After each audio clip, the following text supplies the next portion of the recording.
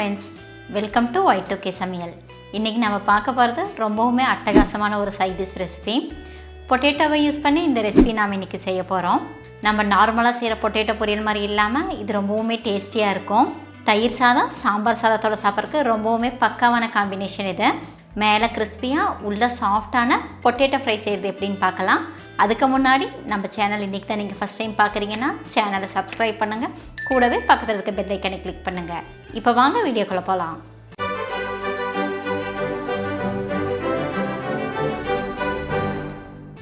Potato fry பண்ணுறதுக்கு first 250 gram அளவில் இருக்க உருளைக்கிழங்க தோலை உரிச்சிட்டு இந்த மாதிரி திக்கான ஸ்லைஸில் கட் பண்ணிவிட்டு உப்பு கலந்த தண்ணியில் போட்டு அதை ஊற வச்சு தனியாக எடுத்து வச்சிடலாம்.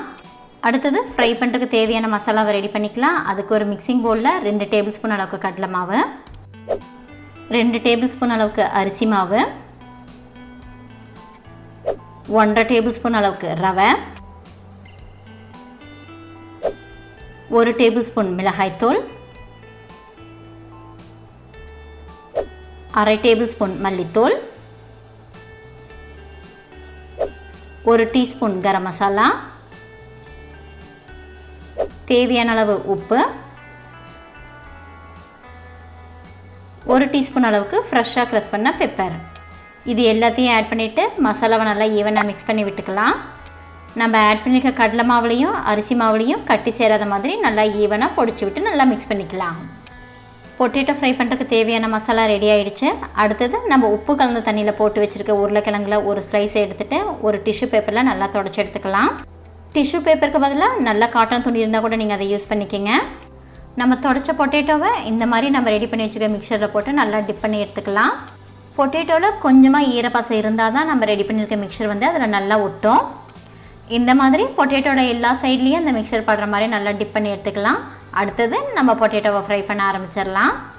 இன்றைக்கி நம்ம பொட்டேட்டோவை டீப் ஃப்ரை பண்ண போகிறதில்ல, இந்த மாதிரி ஷேலோ ஃப்ரை தான் பண்ண போகிறோம். அதுக்கு பேனில் எண்ணெய் நல்லா சூடானதுக்கப்புறம் அடுப்பை லோ ஃப்ளேமுக்கு சேஞ்ச் பண்ணிவிட்டு நம்ம ரெடி பண்ணி வச்சுருக்க பொட்டேட்டோவை அதில் போட்டு ஃப்ரை பண்ண ஆரம்பிச்சிடலாம்.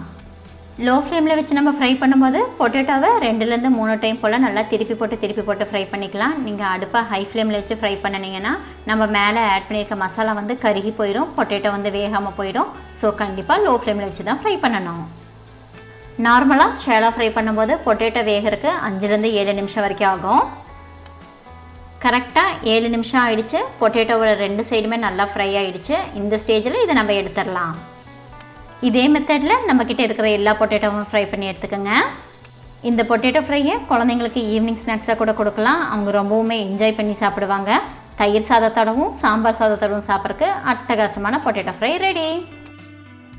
அவ்வளோதாங்க, சின்னவங்கலேருந்து பெரியவங்க வரைக்கும் எல்லாருக்கும் ரொம்பவும் பிடிச்ச பொட்டேட்டோ ஃப்ரையை ரொம்ப ஈஸியாக செஞ்சுட்டோம். இந்த ரெசிபி உங்களுக்கு பிடிச்சிருந்துச்சுன்னா லைக் பண்ணுங்கள், உங்கள் ஃப்ரெண்ட்ஸ் அண்ட் ஃபேமிலிக்கு ஷேர் பண்ணுங்கள்.